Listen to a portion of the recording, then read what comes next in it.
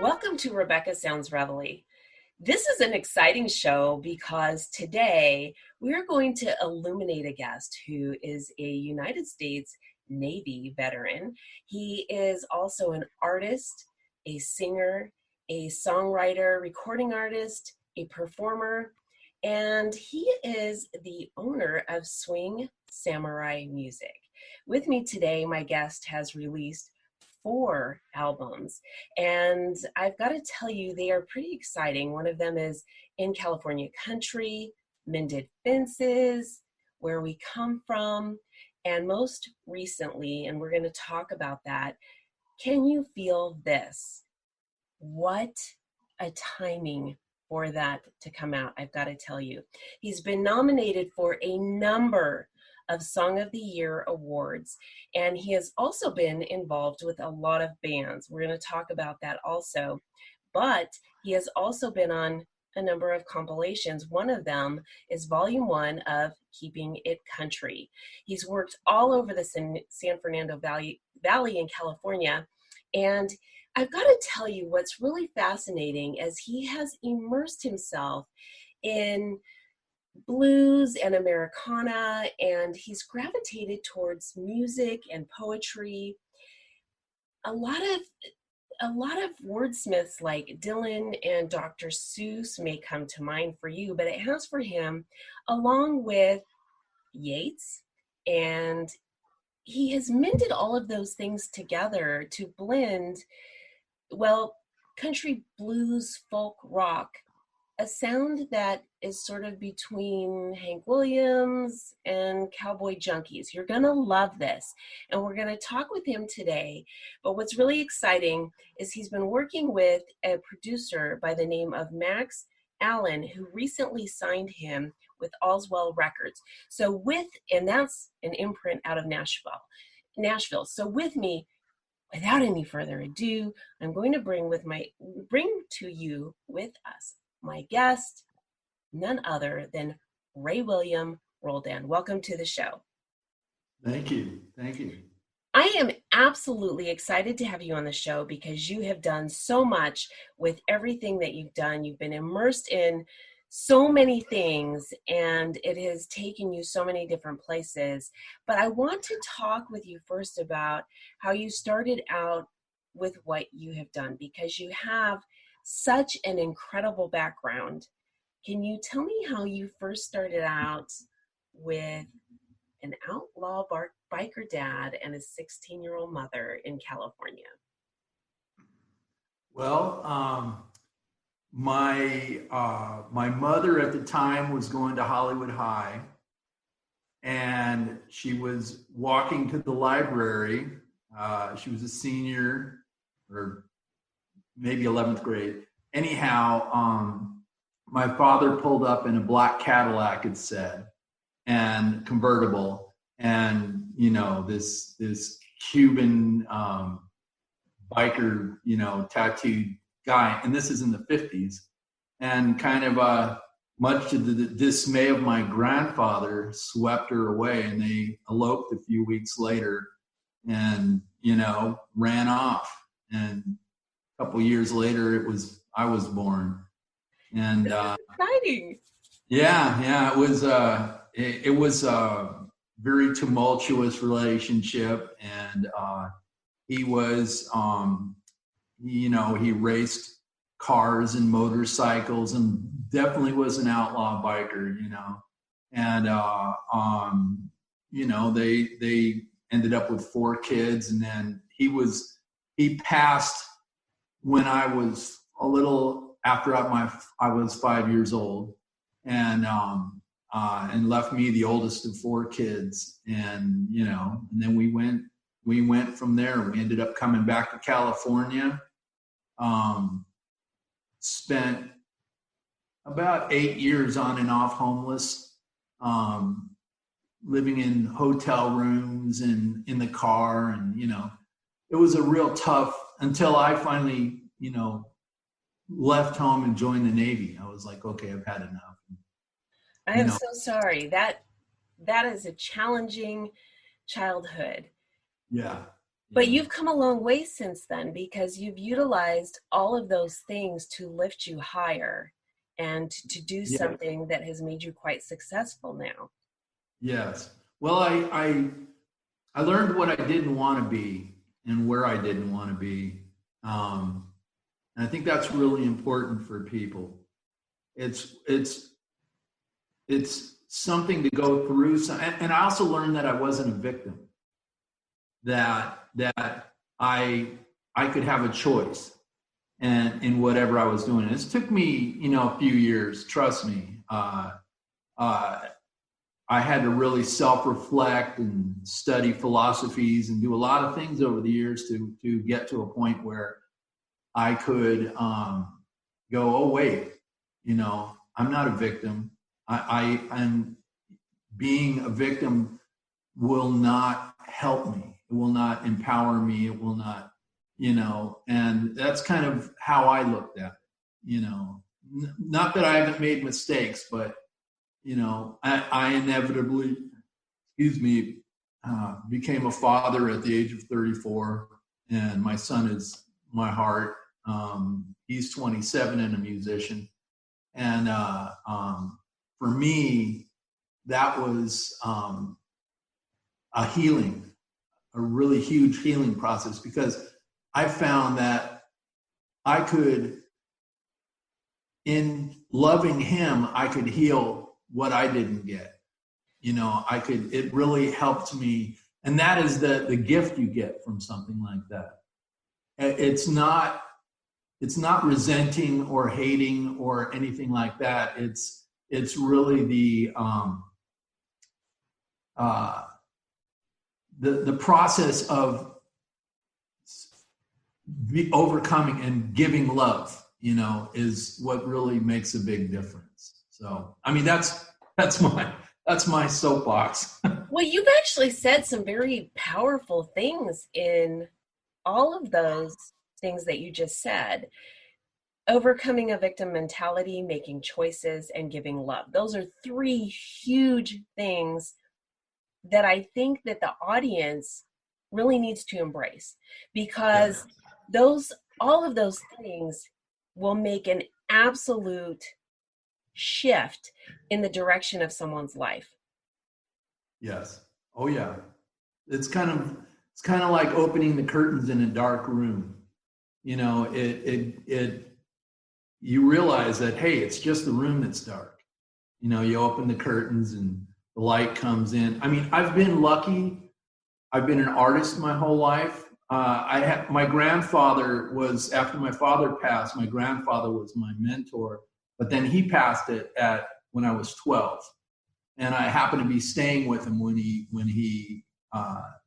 passed, when they took him to the hospital. I was with him right, close to the last.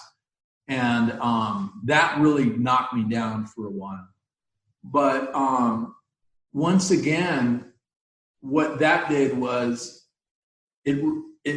his loving me, it taught me how powerful loving somebody is, how powerful it is to not even being loved, but to love people, to love your kids, to love your wife, or that doesn't always mean that you're going to have a successful relationship, or you're of course going to have ups and downs in anything you do, but it is the axiom, the main thing that I learned, that what I can fall back on. Years ago, someone said, "How did you learn to be a parent?" And I said, "I really didn't, because I didn't have any." But the only one thing I knew, no matter what, was if I loved my kid, regardless of making mistakes or anything, or should I let him do this? Should I not let him do that?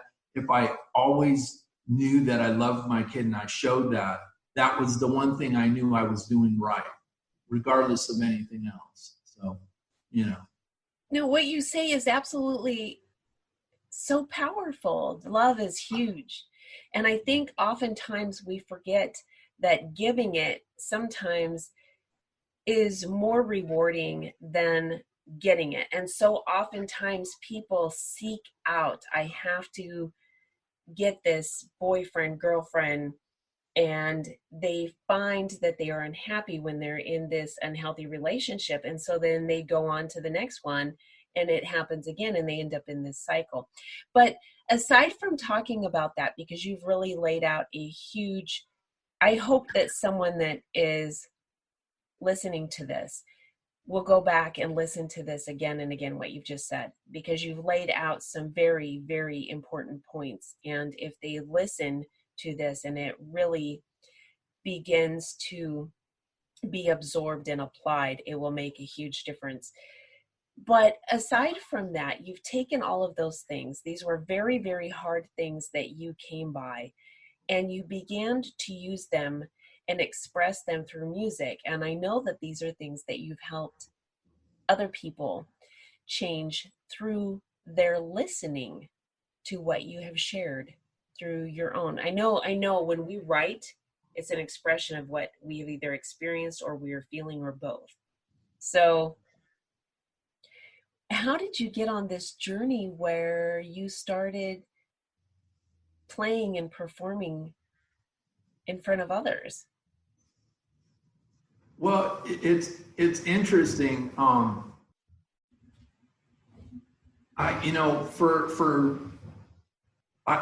always been an artist. I've been a sculptor, and I drew for years. I've always been an artist. My grandfather started teaching me to watercolor and to draw when I was very young.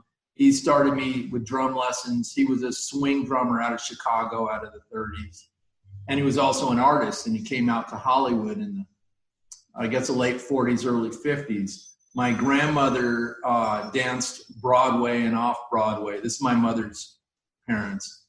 And so there was this whole show business thing, but they were also the show business people that didn't make it. They didn't become super successful out of it. And, they had their issues and stuff.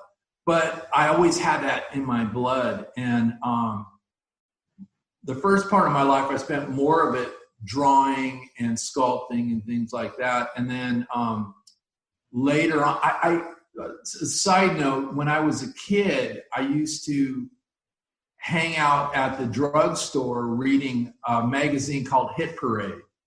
And Hit Parade was a magazine that came out every week with all the lyrics to the latest songs. And Yes. I just read and read and read and learned all these songs. And I think it must have sunk in, because I never did well in school. I joined the Navy out of 10th grade. I didn't, because I had a rough life as a kid, so I did not do well in school. So I didn't really learn proper grammar, proper English, things like that. That came later. I had to teach myself that. But lyrics and stories were always very important to me. So, I did all that as a kid, but I never really, it wasn't until I was much older that I realized that I had the ability to write, and to write poetry and stories and songs. And then basically a friend of mine, at one point, I had been playing harmonica, blues harmonica for years with people, but, just little things. And then a friend of mine needed a vocalist in his band, and I had terrible stage fright. So we would be in the in his recording studio, and I would stand outside the door with the mic while the band was inside, and a pair of headphones, because I was too embarrassed to sing in front of anybody. Oh, wow. Which is cool, because he's kind of the catalyst. He was a contractor friend of mine, and he was kind of like, "Hey, we need this singer. Why don't you try it?" And that's kind of how it kind of worked for me. And then I also went to acting classes for a couple years to just make myself feel comfortable in front of people, to speak and play and show myself. I didn't accept myself as that kind of an artist until much later. I wouldn't tell someone I'm a musician or I'm an artist. They would see my guitars and they'd say, "Hey, why don't you play that?" And I would, So it was a process. That's actually a good point that I want to make too to the audience. Is oftentimes people think if I go to acting classes, that means that I want to go into the acting field or I want to be on camera. And I want to point out right here too that also is not necessarily the case. You can take it because you want to feel more confident in the things that you do in interacting with other people, or if you have to be in business and go on stage or do a presentation. These are things that are confidence building skills and will also show you interpersonal skills. And there's just so much more to this. And I just wanted to bring that out because this is a good point that you've made. Yeah, it was very cool because it teaches you how to see yourself. So when you're up on stage or whatever you're doing, because before that, one problem with stage fright is you have some weird idea of what you must look like to everybody. And what this teaches you is how to see yourself in a realistic way, without the critical thoughts and everything else. And it was very cool for me. I mean, I was literally, acting and performing with like Broadway artists and you name it, and well-trained people. And I'm self-taught through, but the one thing that my Gary Imhoff was my acting teacher, and he said, you're very good. You just be you, just be natural. And I thought, well, I can do that, and so, that's what I did. And it really helped a lot. And, and it still takes doing a lot of shows, like getting in front of people, because it's still nerve-wracking, people to be happy. That was my biggest problem, is I was so stuck on, are they happy? Am I doing a good job? Am I wasting their time? But that's not really how you should approach it. You want to do it. You want to feel good about what you just do it. And then if you're feeling good and you've got some, you know what you're doing, people will enjoy it, and they'll enjoy it as you enjoy it. I love that. I love that. So you went on to not only start your own, you've got, let's see, you've got swing samurai music, and you have, which I don't necessarily use that anymore. It's R.W. Roldan music now. Okay. That was that came from, I was a martial artist for many years, and samurai were artists. They were masters. They could be a potter. They could be, people don't realize they weren't just guys who swung swords. But I took samurai, and then my grandfather was a swing drummer, and who started me, and I put them together, and I came out with Swing Samurai. I love it. Is in country music and Americana, that's a really odd title for it's hard for them for people to understand it. So that's why I kind of stopped. I don't use that as much anymore. Mm-hmm. So you have your albums under that, and then you have 3 of them. Yes, you have 3 albums under that, and then you have now signed with AllsWell, and This is pretty exciting because not only that, you're on albums of compilations that oftentimes people are going, wow, this is really cool, and they don't pick up on things sometimes. And I really wanted to point this out because this is really exciting. I picked up on this one that I announced earlier at the very beginning of the show, but there's other ones with big names. Tim McGraw's one that you've been on, one of his compilations, and this goes on. But I want to talk about what you have coming out now, because especially with the climate that we're in, I think that this is really, really good time to talk a bit. Tell me a little bit about your new album? The new album, my wife has a salon up in Topanga, California, Neil Young's old stomping ground. And one of her customers came in, and she was the wife of Max Allyn, the producer. And my wife and I had gotten back together. Quick side note, my wife and I were on the streets as teenagers, and then didn't see each other for 37 years. And then 6 years ago, got back together again. And she has a salon up there. Is that cool? Right? And so she introduced me to Max, and we just started, spitballing and putting ideas down. And I'm kind of a prolific writer. I write a lot of songs, and I'm always writing. And I'd done the first 3 albums, and I wasn't happy with them. They were a little too slick. They weren't what I heard in my head, So with Max, we kept it really organic. And that was the title, Can You Feel This? I think what the artist feels should be what the audience feels. Mm-hmm. And that is a hard thing to pull off. And especially when you're putting it on a CD or on the radio and you're putting it out there, it can get lost. So that was very important to me. And the other thing we wanted to do, we decided, was it was going to go to vinyl. So we wanted to mix it so it would sound good on vinyl. And just Max and I, he's just this amazing multi-instrumentalist artist, quite a bit younger than I am. So he had his own ideas and everything, and him and I would sit, and we probably recorded about 20 songs, and we would just sit for about 4 hours in the studio for each song and just kind of suss it out and figure out where it was going to go. And then we would come back to it and, finish the song. But,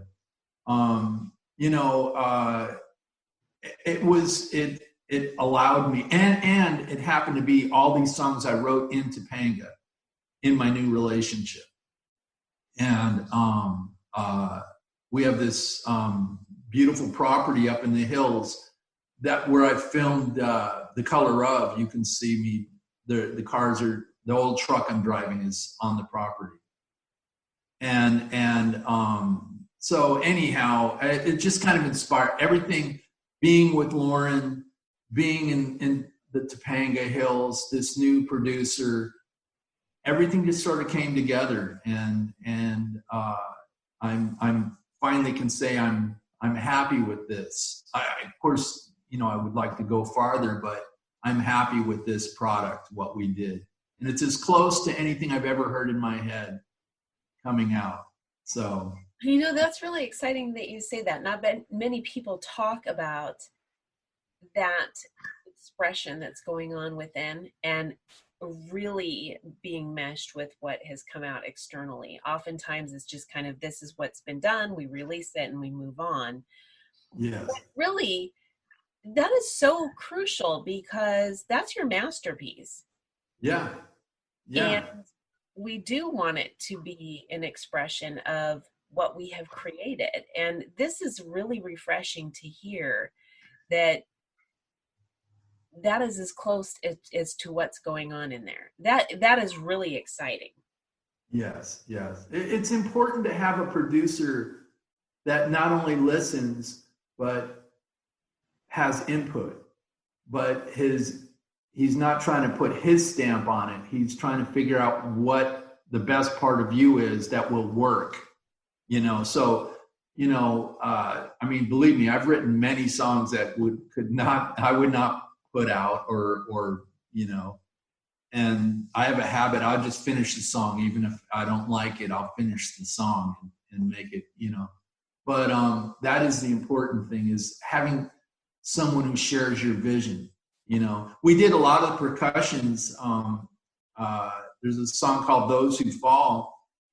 You just put a piece of plywood on the floor. I put some nice some of my cowboy boots on, and I did all the percussions by tapping on the floor and miking it. And we used the lampshade as a bass drum, and we did all these kind of wild things that you wouldn't know if you listened to it. But we did it very organically. And when you listen to it, you don't really know unless you're a drummer, you probably don't know that's going on. But we really tried to keep things, like I said, can you feel this? It was, nothing came out of a can, it was. I love that. Yeah. I love that. And I think that with your title, there is oftentimes we don't realize how many situations that is applicable to. It's really neat. And I think you've nailed it. Yes. I really do. So this is really exciting. I'm excited for it to come out, and I'm really excited with where you have evolved, because I want to share too something really exciting with where you have come in the framework of a home, because you have something kind of exciting about the home that you have there. And I think you're there right now. Yes, I'm in Silver Lake, yes. There's a little sort of about this that you're okay with, but some people kind of have a little story about this, and I'm wondering if you'll share that with the audience. Well, the house we have here in Silver Lake, my wife and I we're trying to plan for our retirement, and so she found this house, I believe through a friend, and it was interesting because it was being sold, but it wasn't being shown anywhere. And she just happened to find out through some friends, and she called me one day and she goes, "Can you meet me over here in Silver Lake? We're going to look at this house." She grew up in Silver Lake. So this has always been kind of a neighborhood that she's been aware of. And Silver Lake is kind of southeast of Hollywood. Literally, if you're sitting on our top floor looking out the window, you see the Hollywood sign, the observatory, all of Hollywood, Century City, everything. We have this beautiful view. We're on a hill. And but this house was built by Fatty Arbuckle. And he started building it in 1910, and they finished it in 1918. And it's still probably 95% original. So it still has all the old stained glass and the plaster ceilings, really high ceiling, oak floors and everything. And but it's 110 years old, so there's work. But I spent 30 years doing construction work, building things. So I'm kind of like perfect for this situation, But it's a super creative place. There's been musicians living here forever, on and off, and there's stories of Elton John stayed here. The drummer from the band Hole, Courtney Love, she lived here for the past 12 years before we bought it, and with a bunch of artists living here. And she got married here to her wife, actually, on the back porch. It's in a film she did. And but it's very cool. It looks like a haunted house. It's just a really neat and a really creative place to write from. And we're going to be doing some house televised or video house concerts here. Not with a lot of people right now, of course, but we're going to be filming it so people can enjoy it too. But yeah, that's what this is for us. I absolutely love this. And so I just want to share with the audience that this has been so amazing where you have come from, where you are now, that they have the power to do the exact same thing that they have. And in the meantime, I want them to be able to connect with you audibly, visually, social media wise, everything that they can to absorb the inspiration that you can provide to them so that they can move forward in the same direction that you have. Can you share some of the links that you have that they can connect with you, get a hold of your music and other things, and just be able to begin to take hold of all of this and move in the same direction that you did through you? Well, I appreciate that. We've just rebuilt the rwroldan.com is my website. If you Google R.W. Roldan or Ray William Roldan, which is my full name, I'm all over the place. I'm on, I don't know, a lot in a lot of places. Yes, you are. And I did all that myself. I spent many years training myself on social media and just kind of reaching out to people, and that comes from being a little shy. So it was a little easier, I'm like, well, I can do this and I can reach people. Sure. Compilations, I found were a great way to get myself with other artists and get out there. And I've been on about 25 of them. So I really utilize that. And once again, through social media, I learned so much. You can reach people. I mean, and the truth is what it's about is reaching out in any way you can and getting and helping people and getting help yourself and asking for help. That's what it's really about, and realizing that you deserve help. Everybody does.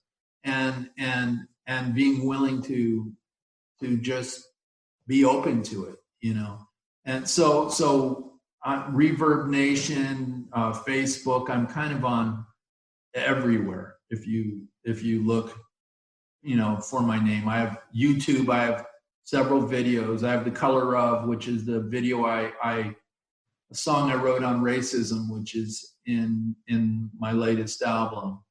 And my family on my dad's side came from Cuba and from Spain before that, and my mom's side were German and English.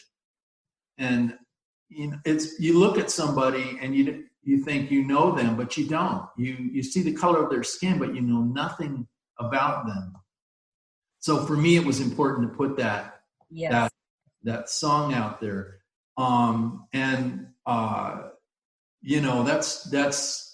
That's kind of what I do. And though, I mean, I don't know if I clearly told you what the links were, but it's R.W. Roll. The guys from AllsWell Records, by the way, are from the band Lifehouse. And they started their own record label, and they like my music. And they're friends of Max, and that's how this all came about. So they've been very sweet and helped me with this new album, and they're just great guys. And they also have a band called Oswald, which they're just amazing music, great young cats. I really like these people. And I've been on a few podcasts, Adam Carolla's podcast, and a bunch of I kind of get around. So this is a good thing. Yes. This is a really good thing. Well, I definitely am going to get your information out there. I really do want the audience to connect with you, and I want to thank you so much for being on the show today. I want to thank you. What you're doing is wonderful once again, and I really appreciate it, and I know the folks appreciate it. Thank you so much.